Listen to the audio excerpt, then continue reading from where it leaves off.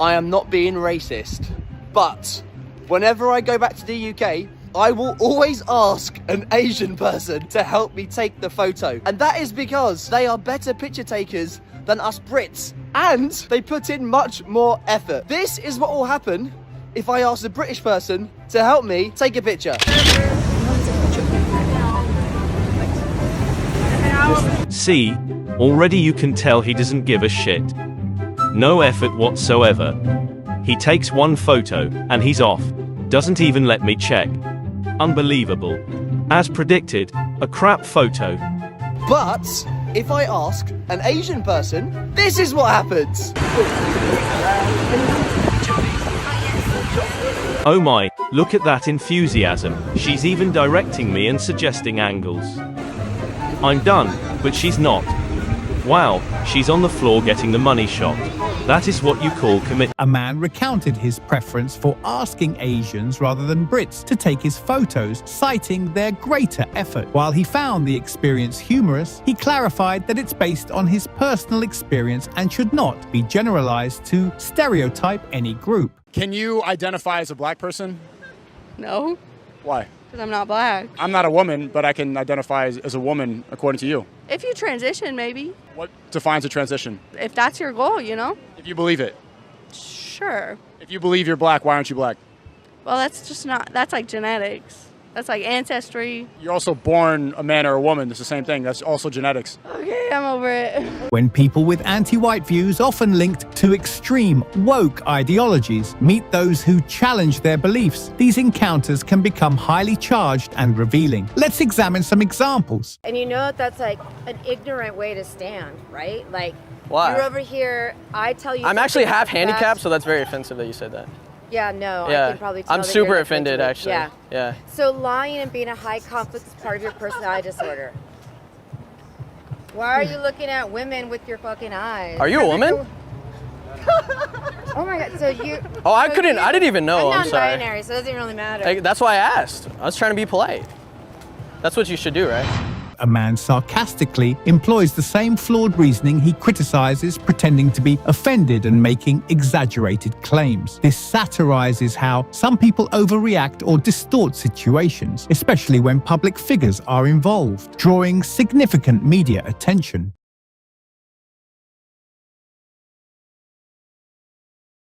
This is crazy. They should not be raising taxes in the middle of an inflationary crisis. Give your head a shake. This is not a game. That is what each of the members of the Liberal backbench should be saying, is they have to do something to actually address the inflationary crisis. And taking Canadians' loaf of bread and trying to give them a few crumbs back and say that that's good enough is not good enough. And it has to stop. And Canadians are sharing this message. They're telling people, even people that have voted Liberal for the Liberals in the past have said, we had enough. We've had enough of, as one of their backbench said, this woke stuff. They want solutions. They want a solution to the problem. We should have energy sovereignty. We shouldn't be waiting for OPEC Plus to raise or lower production and raise the cost of energy on us because we don't have energy sovereignty here. They should be addressing the labor shortage instead of... A Conservative MP criticised the government's approach to inflation, arguing that increasing taxes during this period is a mistake. He claimed the government's limited relief measures are merely symbolic and fail to address the root causes of inflation. Making it easier for people in upstate New York to skip the line into this country. They should be addressing the fact that we have the poorest levels of service and government programs in generations, while it is impossible for people to make ends meet, Mr. Speaker. And we should all have had enough with this cabinet and this government's failed approach to economic growth while our country stares down the barrel of a looming recession. And it's this government's problem. They have failed to repatriate manufacturing. They have failed to inspire investment in our country. And they are making it harder for women in my community to put loaves of bread in their cart. And I've had enough. And people in this place have had enough, Mr. Speaker. And people across this country have had enough. The MP also condemned the government's focus on woke issues instead of practical solutions. He advocated for energy independence, addressing labour shortages and enhancing government services, while blaming the administration for poor economic growth and a lack of investment. So I challenge every liberal backbencher here today, tomorrow morning is their caucus meeting, to stand up and say what that one person said off the record to a reporter. Enough with the woke. Sorry, Mr. Speaker, I take that back. I apologize for my unparliamentary language immediately. I'm very sorry. Enough with the woke stuff. And get on with the plan. And it's right to be passionate with this because we have to do better things to protect Canadians from inflation. I appreciate the retraction. He intensified his critique, stating that even past Liberal supporters are weary of woke agendas and calling for practical solutions. Although he later apologised for his choice of words, he maintained his call for a solid plan to address inflation and economic issues. Walk me through what happened and please be specific, okay? Okay, so I had just eaten this vegan dinner and it was really bad. It was miso tofu and there was this coconut bacon on top, but it was bad, it was soggy and it was No, ma'am, the incident. How did it transpire? Well, I was turning this corner right here, okay? And then they punched me in the face, they took my Goyard bag, and then they flashed me their penis. It's okay, calm down. Did they look homeless? Why would you assume that? Housed people steal things too. Not really. How many people attacked you? One? One? But you just said they. Yeah, I'm being gender neutral. Ma'am, I'm conducting a serious investigation. I need you to be more specific. You were attacked by a single male. I don't know what they were. But it was one person. Yes, they were one person. And you said he flashed his penis at you, correct? No, I said they flashed their penis at me. When someone with strong progressive views reports a crime, it can become complicated. She begins by discussing a vegan dinner before mentioning she was punched, robbed, and flashed. The officer struggles to get clear details, especially as she insists on using gender-neutral pronouns for the attacker. And a male penis. I don't know! Okay, this is, what were they wearing? Honestly, they were dressed like a victim of this capitalist society. Right. Did they have any facial markings, tattoos, scars, beards maybe? They had a beard. Great, so was a male human. Oh, for fuck's sake, I don't know. You leave me in the desert for 2 weeks and I'd come back looking all Duck Dynasty too. I'm not following you. Women can have beards. What are you gonna do if you find them? Are you gonna put them in a custody suite? Ma'am, I will say this one more time. I'm conducting a serious investigation. You need to be more specific. What did the person look like? They were white. Oh, they were so white. They were white as snow, white as a fucking marshmallow, white as rice. Okay. White like a cotton ball, white like a bone. Just really, really white. So, maybe they were transracial. What do you mean? I don't know, maybe a black person stuck in a white person's body?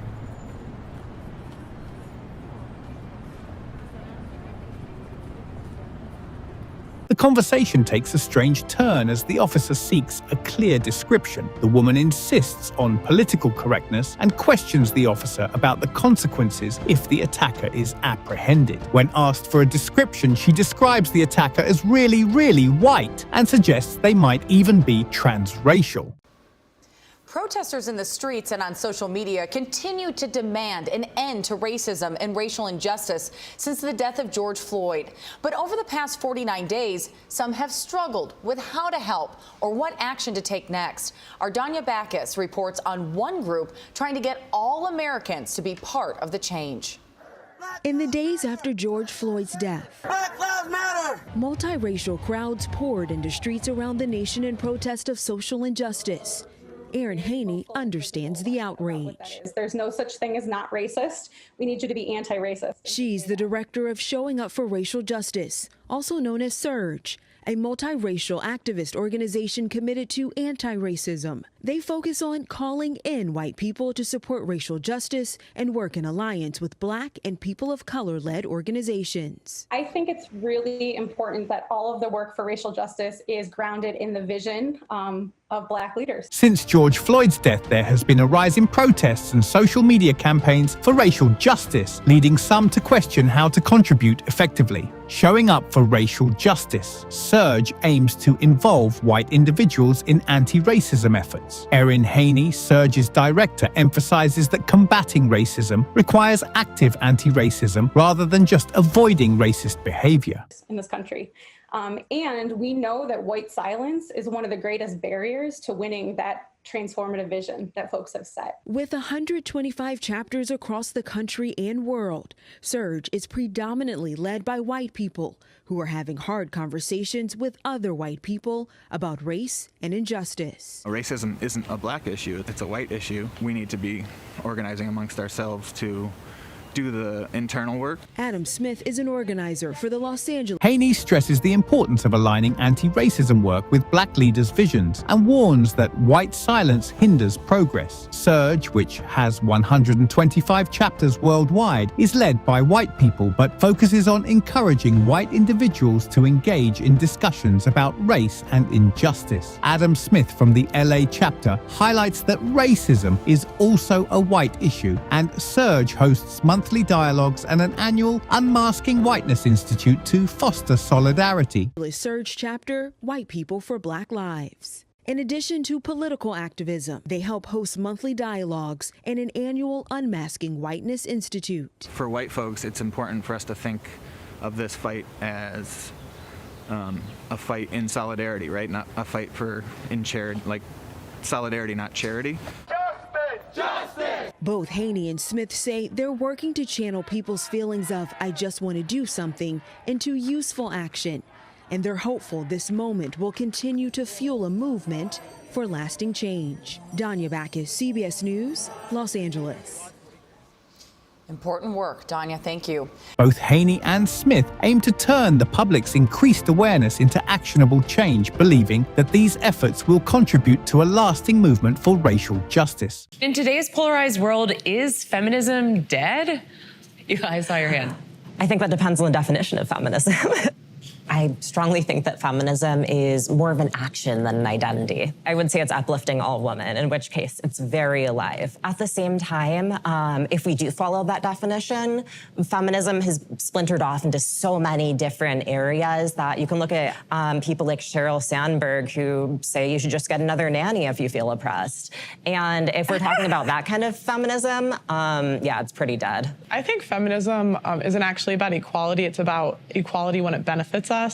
I think feminism is really about women wanting special privileges and treatment at the expense of men often. And I think it's alive and well, sadly. The current relevance of feminism depends on how it is defined. Some view feminism as an active force for empowering women, maintaining its significance today. Others argue that it has fragmented, with some factions focusing on individual rather than systemic solutions. For example, figures like Sheryl Sandberg advocate for personal strategies, such as hiring additional help rather than addressing broader issues of inequality. Pearl Davis has racked up a legion of online followers and plenty of breathless newspaper coverage by sharing her incendiary views on modern feminism. The New York Post called her the female Andrew Tate.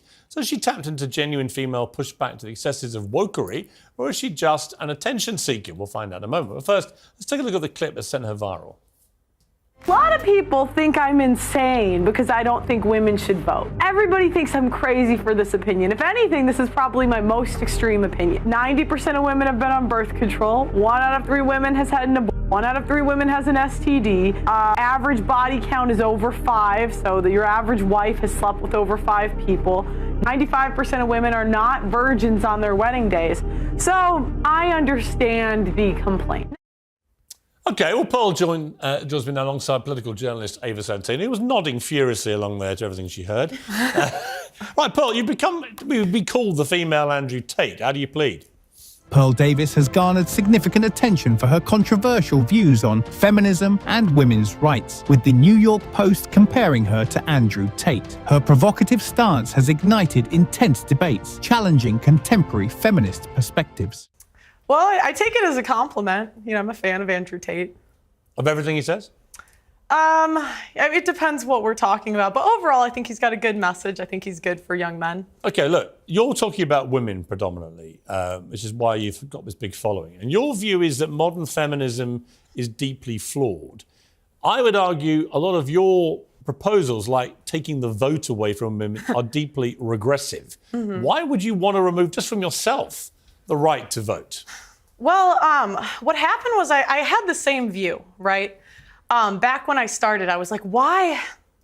I found out that only 5% of women want. In a recent viral clip, Davis argues against women's right to vote, using statistics about women's health and sexual behavior to support her view. She suggests that modern feminism has led to societal decline and that many women once opposed voting rights because they feared it would disrupt family structures. Wanted the right to vote. And I couldn't figure out, like, why would women not? No, it's true. It's true. You look it up. At the time? At the time. Because they've been conditioned by men to think that they shouldn't have a vote. I mean, that's what they say. But, you know, I started reading their writings, right? And what I found out was that the reason a lot of women advocated for it was because they believed it was the beginning of the breakdown of the family. You know, before you became one in marriage, 85% of people were married. And, you know, I hate to say it, but they were right. What has happened 100 years later? But what's that got to do with them having the vote? Well, it also goes back to responsibility. Again, men are 80 to 90% of the military. They run all of the infrastructures that make society run. So I just think if we want an equal say in society, then be equal. Do 50% of the hard jobs. Be 50% of the military. In the U.S., they're fined $250,000 if they don't join selective service, which is essentially the draft. Okay, but specifically on the vote, what would having the right to vote have to do with family cohesion, for example? Well, because again, before you weren't trying to divide a family. It was one family unit. You had one vote for the family. I mean, I don't think it's good for a family to have two votes. Ava, your mouth seems to have dropped about 3 feet. I know. It's just sort of a bit galaxy brain. I feel like, you know, the stats that you're putting down are perhaps correct in some universe. Which stats? They just kind of don't really add up. I mean, just to take you back to the to the women's writings that you've allegedly read. In a heated exchange with political journalist Ava, Davis argued that true equality involves sharing all societal responsibilities, including dangerous and demanding jobs typically held by men. She believes that women advocating for equal rights should also take on these roles and argues that without such equality in labor and military service, women should not have an equal say in politics. I mean, allegedly. What do you mean allegedly? At the time that you're talking about, you know, women weren't really allowed to write. They weren't allowed to go to school. Yes, they were. Write. Yes, they were. That's incorrect. The first female property. The first about? female property owner was in the 1600s. The idea that women couldn't work and couldn't. I'm so sorry, but that will be inherited property. The first female millionaire was in the late 1800s. And was that inherited? No, it wasn't. It was self-made. Yes, it was. Self-made. Yes, it and was. She never inherited land. Yes, she did not inherit it. inherit What law permitted that? What law permitted that? Well, there was no law. I mean, there's always been women that were influential in history. Let's get on to the vote. So what I don't understand is, you know, a part of your message, I've researched you today, and hang on a minute. Okay. You know, your big push is that you care about men and you don't think that men are getting enough of a say. But I care about hang women on, too. I haven't made the point yet. Because of feminism, okay? What I wonder is when you start making calls out like repeal the 19th, women shouldn't be allowed to vote. How is that helping young men? Because these young men have women in their lives. They have mothers, they have sisters, they have teachers. And they turn around, they don't know how to act around women because you're giving them license to be misogynistic. I wouldn't call it misogynistic. I say be equal. So again, men do all of the feminists are Well, saying. then, okay, I'd love for the feminists, please apply for the oil rigs. Please go do the hard jobs in society. They're open, they're hiring because I don't I don't think men or women are equal until we do the equal work. So no, listen. Go apply to be on the oil rigs. Go be a plumber, go be an electrician, go be on the front lines of the military, and then we should have equal rights. But until feminists are willing to do that, I don't believe we should have the freedom without the responsibility. Okay, well, I don't think that I'm physically built for that. You might be, but I'm absolutely That's not. a bit- You said you were Wow. You said you. Ava contested Davis's points, questioning the validity of her historical claims and the fairness of her views. She highlighted that women have been active and influential in various areas, countering Davis's assertion that women were historically restricted. You were a volleyball player, and so you've got more strength than I do. I don't think But that I don't can have more do strength. those I don't don't have more strength than But the I'm not gonna average take your man. right away to I don't do have it. I don't have more strength than the average man. But again, it goes back to go be a plumber. You want to be equal, go be equal. But you want divorce to be made illegal. Yes. Why? Yes, because I don't think what we have today is really marriage. What is marriage? It's for better or for worse, for richer or for poorer, in sickness and in health, till death do us part. That's what marriage is supposed to be. But feminists have ruined marriage for the people that actually believe in marriage. How? When there's a 50% divorce rate and the average marriage Why is that all 8 down to the years. women, though? I didn't say that it was all down to the women. So why But feminists ruin it? you asked why I want divorce. Davis also argued that the high rate of divorce results from feminist ideals undermining marriage. She contends that modern attitudes towards marriage and divorce have weakened traditional values, which she believes should be preserved. Forced to be banned. Yeah. Can I finish Yeah. that first? So I'm saying, the people that believe in divorce, go be in long-term relationships. Leave marriage for the people that actually believe in for better or for worse, for richer or for poorer, in sickness and in health, till death do us part. But doesn't the sanctity of marriage also rely on the woman being a virgin? So you wouldn't be able to get married. What do you mean? Well, you've spoken quite openly about how you're not a virgin, and so if you want to preserve that sanctity of marriage, then I just think that you're upholding standards that you don't actually live by. And that's a fair complaint. I wish I was. But, we can't go back. I don't know what you want me to say. No, but I just don't think it's fair that you get to be here and you get to be paid for your views, and you're telling other women that they shouldn't be allowed to. I think, and they should abide by something. Hang on. Okay, if I may, at some stage jump in. Isn't the whole point of being a feminist, though, that women are entitled to have their own views? Absolutely. And so she's perfectly entitled to her views. Yeah, but you can't. You might not like them. But I'm here to But challenge isn't she them. exercising her right as are you a feminist? No, I am not. Really? No, don't go that far. You don't want to be a feminist? No, because I think if feminists really believed in equality, but you guys don't, I would love for you, there is an oil rig hiring. There is an engineering I would actually firm love to see hiring. Ava Satin on an No, oil rig. seriously. There is a building being built next to my building. Go do it, feminists. Go do it. And me, I'm saying the same job that I'm doing right when now. you find the man you want to get married to, are you saying you will be with that man whatever happens the rest of your life? Yes, for the vows that we're supposed to live by. How do you know you can keep them? I mean, I think it's a choice. And that's the thing, women are so willing to leave marriages because they're not happy. This is not about happiness. The debate became more personal when Davis criticized women's physical appearances and body positivity celebrations, calling it a denial of reality. Ava disagreed, arguing that such views perpetuate harmful stereotypes and contribute to negative discussions around women's issues. Most important thing is the children. And the problem is we have a modern society where it's me, my feelings, leave when I feel like it, instead of doing what's best for the kids. Ava, I've got to say, it's a little bit listening to Andrew Tate, where some of it I really don't agree with. I don't agree with the vote stuff.